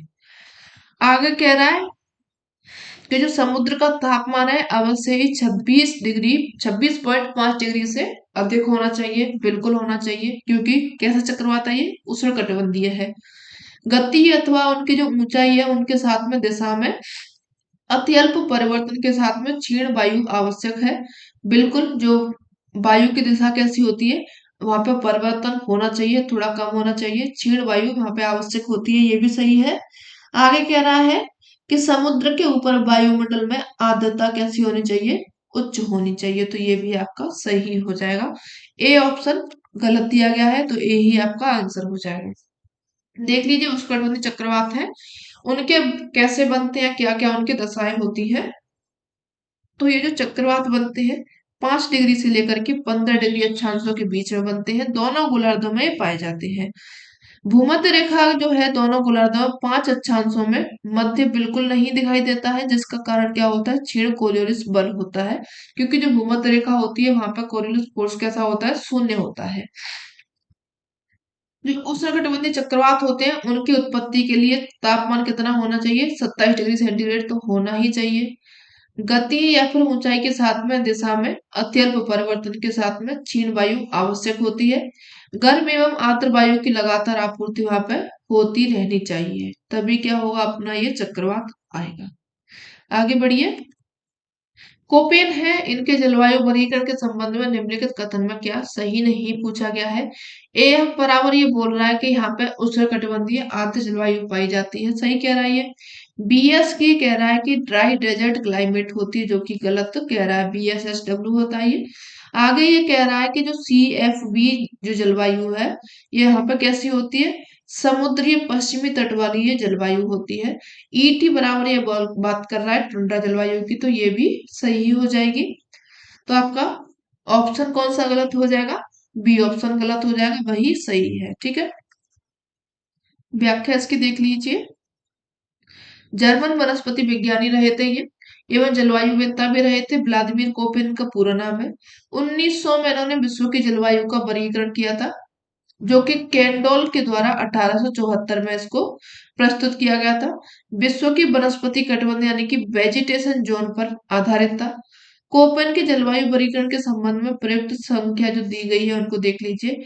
एफ जो होती है उष्णकटिबंधीय आर्द्र जलवायु होती है, जिसमें कि शुष्कतम महीने भी जो वर्षा होती है 6 सेंटीमीटर से अधिक यहाँ पे वर्षा देखने को मिलती है। ये कब मिलती है? शुष्क महीने होते हैं उनमें। वर्षा का मौसमी वितरण होता है वो समान होता है। वार्षिक एवं दैनिक तापांतर यहाँ पे न्यूनतम होता है। BS प्रकार की जो जलवायु होती है वो उसमें आती है स्टेपी जलवायु। CFB में आ जाएगी आपकी समुद्री पश्चिमी तट जलवायु, ये CFB में आ जाएगी। ठीक है, ET में आएगी टुंड्रा जलवायु, और जो BW है इसमें शुष्क मरुस्थलीय जलवायु है, यानी कि बी ऑप्शन आपका सही सुमेलित नहीं है। आगे बढ़िए, नेक्स्ट क्वेश्चन देखते हैं। तीन सेल वाले जो परिचालन मॉडल है, हेडली सेल को चलाने वाली ऊर्जा निम्नलिखित में से किसके द्वारा आपूर्ति की जाती है? हेडली सेल को कोरियोलिस बल से निम्नलिखित ऊर्जा होती है, वेस्टर्लीज से, उच्च दाब वाले उपोष्ण कटिबंधीय उच्च दाब वाले सेलों से डोलड्रम तक, या फिर जो कपासी वर्षा मेघ है उनके दौरान उत्सर्जित गुप्त ऊष्मा होती है। तो जो हेडली सेल चलता है वो कपासी वर्षा मेघों का निर्माण होता है, उसके दौरान जो गुप्त ऊष्मा उत्सर्जित होती है उससे किसका संचरण होता है? हेडली सेल का होता है। ठीक है, व्याख्या देख लीजिए इसकी। हेडली सेल है, इसको चलाने के लिए भूमध्य रेखा से उठने वाली गर्म एवं आर्द्र हवाएं संघनन के रूप में निर्मित होती है, कपासी वर्षा मेघों में मुक्त हुई होती है, गुप्त ऊष्मा होती है, महत्वपूर्ण भूमिका ये निभाती है। ताप एवं जो गतिक कारणों से वायुमंडलीय पवन है उनके प्रभाव प्रारूप को वायुमंडलीय त्रिकोशिकीय परिसंचरण या फिर वायुमंडलीय सामान्य परिसंचरण कहा जाता है। ये जो संचलन होता है महासागरीय जल को भी गतिमान करता है, जो कि पृथ्वी की जलवायु को प्रभावित करता है। उष्णकटिबंधीय हेडली सेल जो कोशिका होती है उसके अंतर्गत भूमध्य रेखा पर हवाएं गर्म होती हैं, गर्म होकर के ऊपर उठती हैं, ऊंचाई पर जाकर के उत्तर दक्षिण दिशाओं में ये मुड़ जाती है। भूमध्य रेखा पर स्थान पूर्ति के लिए उपोष्णकटिबंधीय उच्च दाब वाली जो हवाएं होती हैं भूमध्य रेखा की ओर में चलने लगती हैं। भूमध्य रेखा 5 डिग्री नॉर्थ से लेकर के 5 डिग्री साउथ के ऊपर में ये हवाएं उठती हैं, उपोष्ण होती हैं। वायु दाब यहाँ पे 30 डिग्री नॉर्थ से लेकर के 30 डिग्री साउथ के पास में ये नीचे उतर जाती है, 5 से शुरू होकर के 30 पे उतर रही हैं और पुनः भूमध्य रेखा की ओर धरातल है पवनों की ओर में ये चल पड़ती हैं। ठीक है, आगे बढ़िए। ब्यूफोर्ट स्केल है, किसका मापक है? पवन का, पवन की दिशा का, आर्द्रता का या फिर हिमपात का। तो जो ब्यूफोर्ट स्केल है विंड वेलोसिटी यानी कि पवन वेग का मापक माना जाता है। चलिए व्याख्या पढ़िए इसकी। ब्यूफोर्ट जो स्केल है पवन के वेग का मापक होता है। पैमाने का विकास 1805 में फ्रांसिस ब्यूफोर्ट के द्वारा इसको किया गया था। यह सटीक मापक के बजाय अवलोकन पर आधारित होता है। वर्तमान समय में वायु की गति मापने के लिए सबसे व्यापक रूप से इस्तेमाल की जाने वाली प्रणाली ब्यूफोर्ट स्केल ही है। और जो ब्यूफोर्ट स्केल है 0 से 12 के बीच में इसमें पैमाना होता है। ठीक है,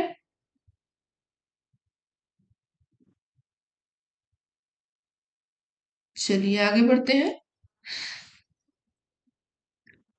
निम्नलिखित में से किस महासागर का सर्वाधिक विस्तृत महाद्वीपीय ढाल है? पूछा गया है यहाँ पे।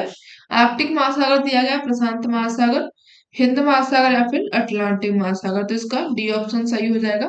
अटलांटिक जो महासागर है इसका ढाल सर्वाधिक है। आगे बढ़िए। निम्नलिखित में से कौन सुनामी जो प्रहार है सर्वाधिक ग्रस्त है सुनामी से? अफ्रीका का जो पूर्वी तट है, अटलांटिक तट का रेखा है, यूरोपीय तट रेखा या फिर परिप्रशांत तट रेखा है। डी ऑप्शन आपका सही हो जाएगा। सुनामी क्या होता है? जो कि समुद्र के अंदर में आने वाली जो भूकंप होता है उसको सुनामी कहा जाता है। ये सबसे ज्यादा कहाँ पे देखने को मिलता है? जो आपकी प्रशांत तट रेखा होती है यहाँ पे सबसे ज्यादा देखने को मिलता है। तो डी ऑप्शन सही हो जाएगा। ठीक है, आगे बढ़िए। इरिमेंगा जो जलधारा है निम्नलिखित में से किस महासागर में जल से प्रवाहित होती है? इरिमेंगा जो आपको बहती है ये उत्तरी अटलांटिक महासागर में बहती है। ठीक है, आगे बढ़िए। निम्नलिखित में से कौन एक खनिज पोषक तत्व पदार्थ जो पादप है उनके लिए आवश्यक समष्टि पोषक तत्व नहीं है? किनके लिए? ये पादपों के लिए कह रहा है। मैग्नीज है, मैग्नीशियम है, फॉस्फेट है, सल्फर है। तो यहाँ पे आपका मैग्नीज है जो कि किसके लिए नहीं है? पादपों के लिए नहीं है। बाकी का मैग्नीशियम, फॉस्फेट, सल्फर ये तीनों ही उनके लिए पोषक तत्व माने जाते हैं। और भी है पोषक तत्वों में, उनको देख लीजिए। कार्बन डाइऑक्साइड है, हाइड्रोजन है, ऑक्सीजन है, नाइट्रोजन है, फॉस्फोरस है, पोटेशियम है, कैल्शियम है, मैग्नीशियम है, सल्फर है। ये सभी क्या हो जाएंगे? इनके पोषक तत्व हो जाएंगे। आगे बढ़िए, नेक्स्ट पढ़ते हैं। निम्नलिखित में से कौन सा विकल्प है जो कि अधोगामी जनसंख्या के बारे में सही विवरण अभिव्यक्त करता है? अधोगामी पूछा गया यानी कि रिग्रेसिव पॉपुलेशन के बारे में पूछा क्या है? पढ़िए इनको। दीर्घकालिक जो अपवर्तित प्रजनन है एवं मृत्यु दर है, व्यापक आधारित पिरामिड निर्मित करती बढ़ती जन्म दर और उच्च मृत्यु दर। संकरे आधार के जो पिरामिड होते हैं निर्मित करती घटती जन्म दर और निम्न मृत्यु दर। या फिर व्यापक आधार पर पिरामिड निर्मित करती उच्च जन्म दर और उच्च मृत्यु दर। तो यहाँ पे पूछा गया है अधोगामी जनसंख्या का पूछा गया है, तो सी ऑप्शन इसमें आपका सही हो जाएगा। आधार इनका संकीर्ण होगा, पिरामिड निर्मित करेंगे ये, घटती जन्म दर होगी और निम्न दर कैसी होगी, निम्न होगी, मृत्यु दर कैसी होगी, निम्न होगी। ठीक है, चलिए आगे बढ़ेंगे। पढ़िए इसकी व्याख्या क्या होती है। सुंडाकार शीश वाला ये क्षेत्र होता है, पिरामिडीय बनता है जिसमें कि जन्म दर और मृत्यु दर दोनों ही निम्न होती हैं। विकसित देशों की बात कर रहा है, यानी कि ये विकसित देशों का सूचक होता है। जैसे कि जापान का जो आयुलिंग पिरामिड है, इस प्रकार का पिरामिड वाले जो देश हैं, जनसंख्या वृद्धि होती है शून्य या फिर ऋणात्मक होती है। आयुलिंग पिरामिड एक विशेष प्रकार का रेखीय होता है जिसकी सहायता से जनसंख्या की आयु तथा जो लिंग संरचना है उसका अध्ययन किया जाता है। इसकी आकृति पिरामिड से मिलती होती है जिस कारण इसे आयुलिंग पिरामिड भी कहा जाता है। पिरामिड की तीन अलग अलग आकृतियों का संबंध जनसंख्या की तीन भिन्न स्थितियों में होता है। विस्तारित होती है, स्थिर होती है जनसंख्या, फिर ह्रासमान जनसंख्या है। ठीक है, प्रतिस्थापन दर व्यक्त करती है किसको, यानी कि for Dutch replacement rate represented, देखिए किसको करती है जो प्रतिस्थापन दर है। यह परिणात्मक जो आयु होती है, आयु समूह का 1000 महिला जन्म संख्या पर कुल जन्म संख्या को व्यक्त करता है। या फिर यह परिणात्मक आयु होती है आयु समूह के प्रति 1000 महिलाओं की जो संख्या होती है उन पर पुरुष जो संख्या जन्म होता है उनकी संख्या होती है। या फिर यह परिणात्मक आयु समूह होता है उसकी प्रति 1000 जो महिला होती है उन पर महिला जन्म संख्या को व्यक्त करता है। ये प्रजननता को यानी दिखा रहा है, तो महिलाओं पर महिलाओं की संख्या कितना जन्म है ये दिखाया जाएगा। तो यहाँ पे सी ऑप्शन सही हो जाएगा। ठीक है, प्रतिस्थापन दर यानी कि परिणात्मक दर है जो कि आयु समूह की 1000 महिला होती है जनसंख्या पर महिला जो जन्म संख्या को व्यक्त करता है। उत्पादकता मापन की एक गैर विद्या होती है जिसको कि पुनरुत्पादन यानी कि दूसरी जो महिला है यानी कि जो फिर से प्रजनन कर सकती हैं उनका यहाँ पे रेट निकाला गया है। इसी को क्या कहा जाता है, रिप्लेसमेंट रेट कहा जाता है। यह एक आयु विशेष के व्यक्तियों की आगामी पीढ़ी में उसी आयु वर्ग के व्यक्तियों की संख्या का अनुपात होता है। ठीक है, आगे बढ़िए। निम्नलिखित में से कौन सा जनसंख्या आंकड़ा स्रोत प्रमुख घटना जैसे कि जन्म है, मृत्यु है, विवाह है आदि का अनिवार्य विधिक पंजीकरण समाहित करता है।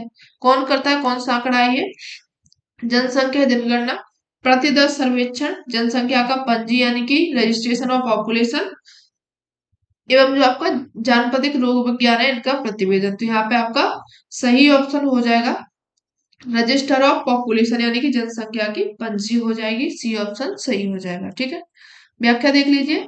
राष्ट्रीय जनसंख्या रजिस्टर यानी कि एनपीआर है, भारतीय नागरिकों का डेटाबेस होता है। इसमें नागरिकों के जन्म की वैवाहिक स्थिति एवं जन्म स्थान, मृत्यु, इन सभी का यहाँ पे विधिक पंजीकरण किया जाता है। इनका उद्देश्य होता है देश में रहने वाले लोगों की पहचान संबंधी एक विस्तृत डेटाबेस बनाना। ये जनगणना के जो हाउस लिस्टिंग होती है चरण के दौरान घर घर गणना होती है, इसमें माध्यम के तैयार किया जाता है। और जो भारत है प्रत्येक सामान्य निवासियों के लिए एनपीआर में पंजीकरण कराना अनिवार्य होता है। ठीक है, आप लोगों का भी हुआ होगा। आगे बढ़िए। निम्नलिखित में से किस देश में विख्यात औद्योगिक जो प्रदेश है पो नदी बेसिन अवस्थित है, चीन में है, तुर्की में है, इटली में या फिर उरुग्वे में है। तो यहाँ पे आपका ऑप्शन सी सही हो जाएगा। जो आपका पो नदी बेसिन है ये कहाँ पे है, इटली में है। चलिए आगे बढ़ेंगे, व्याख्या देख लीजिए।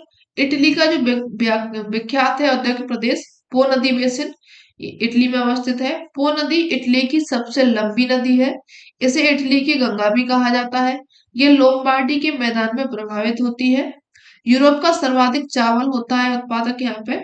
और मिलान को इटली का मैनचेस्टर कहा जाता है और तुरीन को इटली का डेट्रॉइट कहा जाता है। ये आप याद रखेंगे इटली के बारे में, कुछ क्षेत्र है औद्योगिक।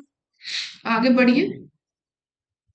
निम्नलिखित में से किस विद्वान ने transportation and the social framework कार्य जुड़ा हुआ है, किससे जुड़ा है, आपके एडवर्ड उलमेन से, हर्स्ट से, जिप से या फिर फ्राइडमैन से। तो यहाँ पे आपके एम ई हर्स्ट है, इनसे जुड़ा हुआ है transportation and the social framework. B option सही हो जाएगा। व्याख्या देख लीजिए इसकी। Transportation and the social framework अर्क ई एम हर्ट से जुड़ा हुआ है। माइकल एलियट हर्ट एक आर्थिक भूगोलवेत्ता रहे थे। इन्होंने आर्थिक व्यवहार एवं शहरी अधिवास पर लेख लिखा हुआ है। इसके साथ ही परिवहन एवं जनसंख्या, भूमि उपयोग, यातायात के क्षेत्र में महत्वपूर्ण इन्होंने योगदान दिया हुआ है। किस किस में? परिवहन में, जनसंख्या में, भूमि उपयोग में इन्होंने क्या है, महत्वपूर्ण इनका योगदान रहा है।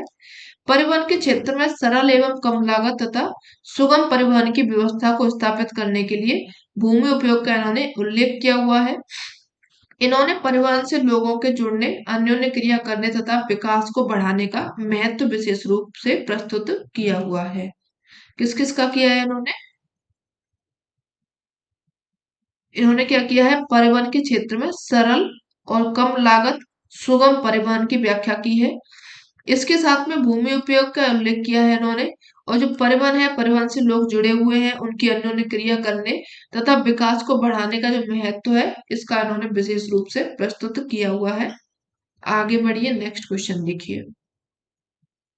ट्रक कृषि, कारखाना कृषि निम्न में से किस प्रमुख उत्पादक की पहचान है? सब्जियों और टिम्बर, जो लकड़ी होती है, मक्का मांस की है, सब्जियां एवं कुक्कुट उत्पाद की है, या फिर फूल और फल की है?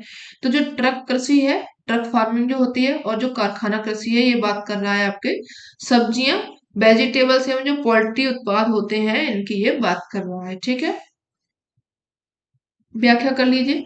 ट्रक कृषि तथा जो कारखाना कृषि है, इसमें कौन सा है? प्रमुख उत्पादकों में सब्जियां और जो कुक्कुट उत्पादन होते हैं, उनको सम्मिलित किया जाता है। ट्रक कृषि नगरों में काफी दूरवर्ती भागों में की जाती है, जहाँ के फल और जो सब्जियां पैदा करने के लिए उपयुक्त जलवायु होती है, मिट्टी होती है, कुशल श्रमिक होते हैं, सभी वहां पे उपलब्ध होते हैं। इन जो कृषि फार्म होते हैं, इन पर उपलब्ध सब्जियां और फलों को प्रशीतक, यानी कि जो आपके कोल्ड होते हैं, युक्त तीव्रगामी मोटर गाड़ियों, ट्रकों एवं रेलगाड़ियों के द्वारा नगरीय बाजारों में इनको पहुंचाया जाता है। कारखाना कृषि यानी कि जो आपकी फैक्ट्री फार्मिंग होती है, इसमें गायों का, मुर्गियों का, मछलियों का व्यापार के लिए पाला जाता है, जिसका उद्देश्य क्या होता है? कम से कम संसाधनों का उपयोग करके लाभ कमाना इसका उद्देश्य होता है। चलिए आगे बढ़िए। निम्नलिखित में से कौन सा देश है जो कि ट्यूलिप पुष्प उत्पादन में विशिष्ट भूमिका रखता है? कौन हो जाएगा? नीदरलैंड है, डेनमार्क है, न्यूजीलैंड है, लेबनान है। तो यहाँ पे आपका हो जाएगा नीदरलैंड, जिसमें कि ट्यूलिप जो एक फूल होता है, इसका यहाँ पे उत्पादन किया जाता है। व्याख्या देख लीजिए। नीदरलैंड है ट्यूलिप पुष्प उत्पादन में विशिष्ट स्थान यहाँ पे लगता है। नीदरलैंड के जो केऊ होप है, गार्डन में प्रति वर्ष लगभग 7 मिलियन फूलों के बल्ब यहाँ पे लगाए जाते हैं। जब सर्दी का मौसम खत्म होता है, बसंत ऋतु आता है, तो जो बल्ब होते हैं लाल, नारंगी और पीले रंग के सुंदर फूलों का उत्पादन करने के लिए अंकुरित हो जाते हैं। इन्हें ट्यूलिप पुष्प की लगभग 800 किस्में शामिल होती हैं। ठीक है, चलिए आगे बढ़ते हैं। निम्नलिखित स्थानिक बीमारियों और क्षेत्रों के युग्म पर विचार करना है। पहला इसमें दिया गया है अतिपात मस्तिष्क शोध एवं लक्षण, पश्चिमी उत्तर प्रदेश में दिया गया है। स्थानिक जो बीमारी है, उनके क्षेत्र दिए गए हैं। ठीक है, लाथाइरस ये छोटा नागपुर पठार की बता रहा है। फ्लोरोसिस गंगा के मैदान की बता रहा है। सी तो यहाँ पर सही है आप लोगों का। ठीक है, इनमें सही पर विचार लगाना है। ठीक है, यहाँ पे लगाइए। तो जो आपका लाथाइरस बता रहा है, यहाँ पे छोटा नागपुर पठार में होता है, ये ठीक है। और जो घेंगा है, घेंगा आपको देखने को मिलता है हिमालय प्रदेश में, ये भी आपका सही हो जाएगा। ऑप्शन जो सही होगा यहाँ पे आप लोगों का, ये यहाँ पे सी ऑप्शन सही हो जाएगा, बी एंड डी। ठीक है, देख लीजिए। जो अतिपात मस्तिष्क शोध लक्षण है, पूर्वी उत्तर प्रदेश का है। लाथाइरस छोटा नागपुर प्लेटू में देखने को मिलता है। फ्लोरोसिस उत्तर पश्चिम भारत में। और जो घेंगा है, ये हिमालय प्रदेश में देखने को मिलता है। ठीक है, निम्नलिखित में से कौन सीमांत क्षेत्रों सीमा के बीच विभेदक प्रतिमान किस्टोव द्वारा प्रस्तावित नहीं है? पढ़िए। सीमांत क्षेत्र बहिर्मुखी होते हैं, जबकि पर सीमाएं अंतरोन्मुखी होती हैं। सीमांत क्षेत्र क्षेत्रफलीय और परिसीमा क्षेत्र रेखीय प्रकृति के होते हैं, ये आपका गलत हो जाएगा। आगे कह रहा है सीमांत क्षेत्र केंद्रापसारी बल का प्रकटीकरण है, जबकि जो परिसीमा क्षेत्र होते हैं केंद्रापसारी बल का है। सीमांत क्षेत्र राज्यों का एक बीच समेकन कार्य करता है और परिसीमा इसके विपरीत एक पृथककारी कारक हो जाएगा। तो यहाँ पे बी ऑप्शन आपका सही हो जाएगा, यही इसमें गलत दिया गया है। ठीक है, क्रिस्टोफ है, इन्होंने 1959 में सीमांत तथा सीमा के निम्नलिखित अंतर बताए हुए हैं। सीमांत राज्य जो क्षेत्र होते हैं इनके बीच में समेकन कारक होता है। चार जो गलत ऑप्शन है, तो यानी कि एक मिनट,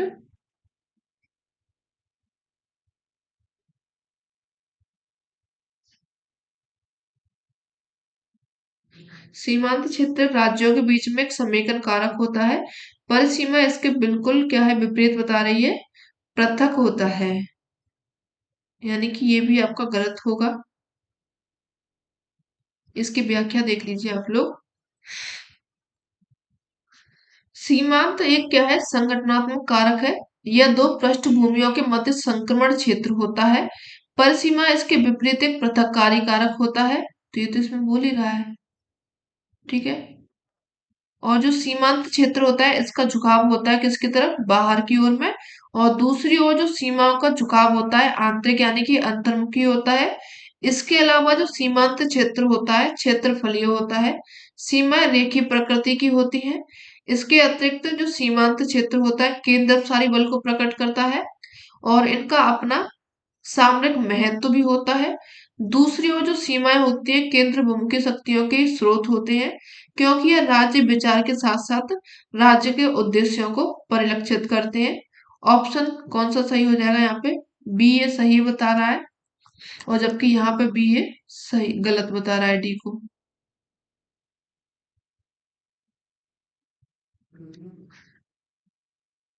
ठीक है, चलिए इसको आप यहाँ से देख लीजिए और इसको मैं क्लियर करके आपको बता दूंगी।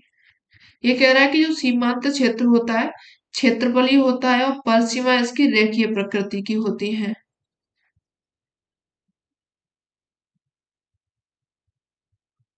ये सही बता रहा है। ठीक है, तो आप इसका डी लगा करके चलिए और हम आपको क्लियर कर देंगे। चलिए, निम्नलिखित में से कौन सी जो जानकारी है राष्ट्रीय जनसंख्या रजिस्टर भारत की जनगणना 2011 में नहीं संग्रहित थी।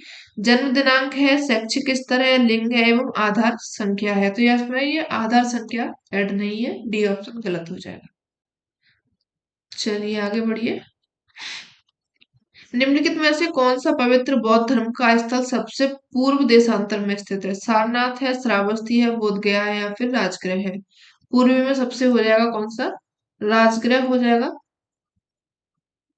पश्चिम से पूरब यहाँ पे दिया गया है श्रावस्ती, श्रावस्ती के बाद में सारनाथ, गया एवं उसके बाद में राजगृह हो जाएगा। ठीक है, निम्नलिखित में से कौन सा जिला है और जो मुख्य जनजातीय समूह का युग्म सही पूछा गया है।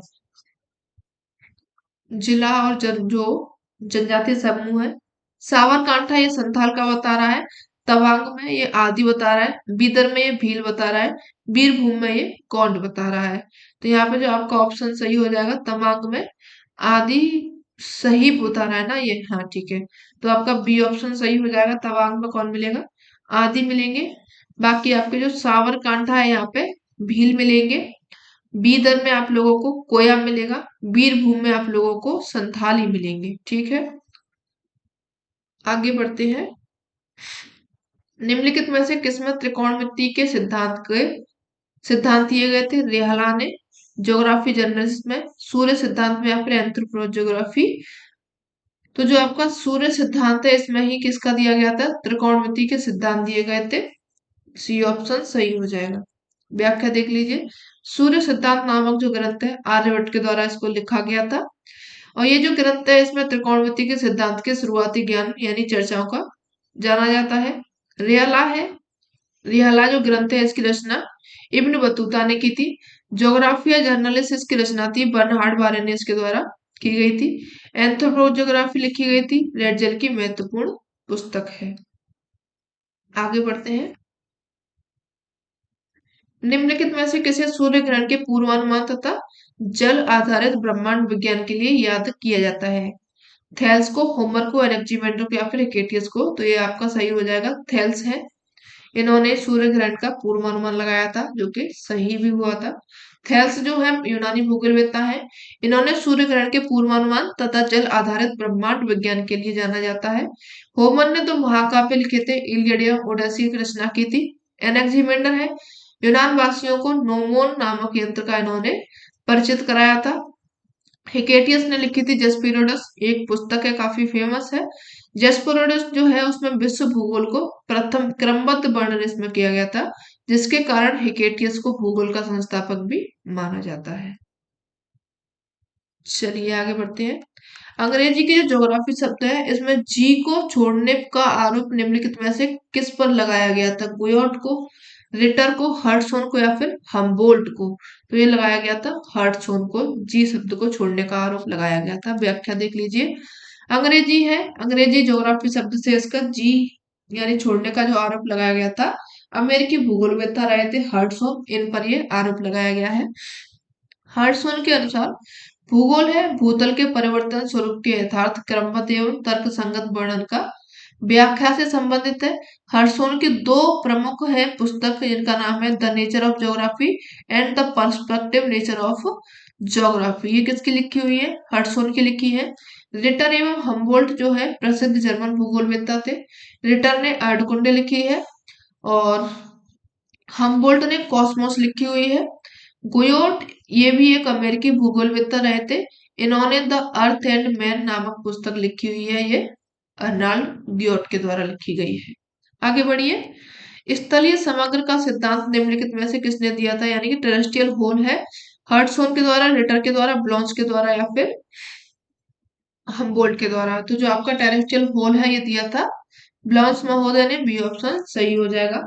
स्थलीय समग्र या फिर पार्थिव एकता का सिद्धांत दिया गया है, फ्रांसीसी भूगोलवेत्ता रहे थे ब्लॉन्स, इन्होंने दिया था। ब्लॉन्स के अनुसार जो मानव भूगोल है इसके तत्व में पार्थिव एकता से संबंधित है और उसी के माध्यम से उसकी व्याख्या की जाती है। पार्थिव एकता सार्वभौमिक सत्य है जो कि प्रत्येक देश काल में विद्यमान होती है। जिस प्रकार ब्रह्मांड विभिन्न आकाशीय पिंड एक दूसरे के गुरुत्वाकर्षण के कारण संतुलित रहते हैं, उसी प्रकार भूतल पर भी विविध प्रकार की भौगोलिक एवं दूसरे से प्रभावित अंतर संबंधित होते हैं। ठीक है। निम्नलिखित में से कौन सा कार्ल जो कथन है कार्ल पियर्सन उत्पाद चरण सहसंबंध गुणांक आर के बारे में सही बात नहीं कह रहा है? कौन सा हो जाएगा? पढ़िए इनको। आर सामान्यतः उस मात्रा की माप है जिसमें दोनों चर एक साथ में परिवर्तित होते हैं, ये इसकी ठीक कह रहा है। दूसरा कह रहा है कि जो आर है नामिक और जो क्रमिक माप पर मापित दो चर के बीच में संबंध का जो अप्राचलिक माप है, ये गलत हो जाएगा। आर का मान -1 से लेकर के +1 के बीच में होता है। यदि आंकड़ों में बहिर्वासी है तो आर का मान उच्च प्रमाणिक हो सकता है, ये भी बात इसकी ठीक है। डी बी ऑप्शन यहाँ पे आपका गलत हो जाएगा, बाकी के सभी सही हो जाएंगे। ठीक है। देख लीजिए, सांख्यिकी में सहसंबंध है, इसके अंतर्गत यह ज्ञात किया जाता है कि दो या फिर दो से अधिक चर हैं, समग्र श्रेणियों के चर मूल्यों में कोई भी पारस्परिक संबंध है या फिर नहीं है। कार्ल पियर्सन के सहसंबंध गुणांक का मूल सूत्र जो है ये आप याद रखेंगे, आर बराबर sigma D into D Y upon N into by हो जाएगा आपका। इस सूत्र में आर जो है सहसंबंध गुणांक है और ये सामान्यतः उस मात्रा की माप है जिसमें के जो समग्र श्रेणी होती है, श्रेणी के दोनों चर एक साथ में परिवर्तित होते हैं। कथन एक आपका सही हो जाएगा। दूसरा है आर, आर क्या है यहाँ पे? नामिक और क्रमिक माप होता है, माप पर मापित दो चर हैं उनके बीच का संबंध होता है। अप्राचलिक माप है, ये कथन इसका गलत हो जाएगा। आर का मान -1 से लेकर के +1 होता है और +1 पूर्ण धनात्मक होता है, -1 पूर्ण ऋणात्मक होता है। कथन 3 में कह रहा है इनके अलावा यदि आंकड़ों का जो बहिर्वासी यानी कि आउटर जो आपको मौजूद है तो आर का मान कैसा होगा? अप्रमाणिक हो सकता है। ठीक है, ये आपका कथन जो 4 दिया गया है वो भी सही हो जाएगा। आगे बढ़ते हैं, नेक्स्ट क्वेश्चन देखिए। प्रकीर्ण का कौन सा प्रकार लालिमा पूर्ण सूर्यास्त के समय सूर्यास्त के लिए उत्तरदायी होता है। तो आपका रेले प्रकीर्णन है, जिसमें कि जो सूरज है वो कैसा दिखाई देता है अपन लोगों को, थोड़ा सा रेडनेस लाल लाल दिखाई देता है, तो वो आपका रेले प्रकीर्णन हो जाएगा। ठीक है, आगे बढ़िए। मी प्रकीर्णन कब होता है, इसको देखिए। यदि जब विकिरण है तरंग दैर्घ्य का मान जो है कणों के आकार के बराबर होता है तो क्या हो जाता है, मी प्रकीर्णन आप लोगों को दिखाई देता है। आगे बढ़िए, नेक्स्ट पढ़ते हैं। दो सड़क है, पते छेदनों के बीच में जो मापित दूरी है फोटोग्राफ 10 मिलीमीटर और 50 मिलीमीटर प्रदर्शित की गई है। यदि मानचित्र का आरेख प्रदर्शित करना है, 1:50,000 है, यानी कि 1:50,000, तो फोटोग्राफ का मापक कौन सा सही होगा। 10 मिलीमीटर और मानचित्र में 50 मिलीमीटर दिया गया है, तो इसको अपन करेंगे 2.5 लाख हो जाएगा। यहाँ पे 50 × 5 इजिकल टू 2.5 लाख हो जाएगा। 10 मिलीमीटर पर ये दे रहा है, तो इसको फिर से डिवाइड कर देंगे 10 से। तो यहाँ पे आपका जो आंसर सही आएगा, एक इसका 25,000, यहाँ पे आपका जो ऑप्शन सही होगा बी ऑप्शन सही होगा। ठीक है, यहाँ पे 1:2.5 लाख हो जाएगा। इनको सीधा आपको इंटू करना है। चलिए आगे बढ़ते हैं। निम्नलिखित में से कौन सा वक्र है पृथ्वी के भूभाग या फिर भूखंड में समुद्र तल क्षेत्र के अनुपात में प्रदर्शित करता है, तो वो आपका हिप्सोमेट्रिक या फिर हिप्सोग्राफिक वक्र हो जाएगा। उच्चता दर्शी वक्र इसको कहा जाता है। आगे बढ़ते हैं। निम्नलिखित में से कौन सी एक नदी घाटी नदी है और उससे जुड़ी परियोजना नदी के ऊपरी भाग में निचले भाग की ओर सही क्रम के अनुसार इसमें पूछी गई है। पहला जो नर्मदा नदी है, ओंकारेश्वर बांध हो जाएगा। नर्मदा सागर बांध है और सरदार सरोवर बांध है। आगे कह रहा है चंबल नदी, गांधी सागर, जवाहर सागर, राणा प्रताप सागर। सतलज नदी पर नाथपा झाकरी हो जाएगा। हरिकी बैराज है, बांकड़ा नाकल बांध है। दामोदर नदी पर तेनू घाट है, पंचेत बांध है एवं दुर्गापुर बैराज है। तो आपका डी ऑप्शन सही हो जाएगा। ये आपका ऊपरी भाग से निचले भाग में सही से जा रहा है। दामोदर घाटी में तेनू घाट हो जाएगा, तेनू घाट के बाद में पंचेत घाट, उसके बाद में दुर्गापुर बैराज हो जाएगा। ठीक है, चलिए आगे बढ़ते हैं।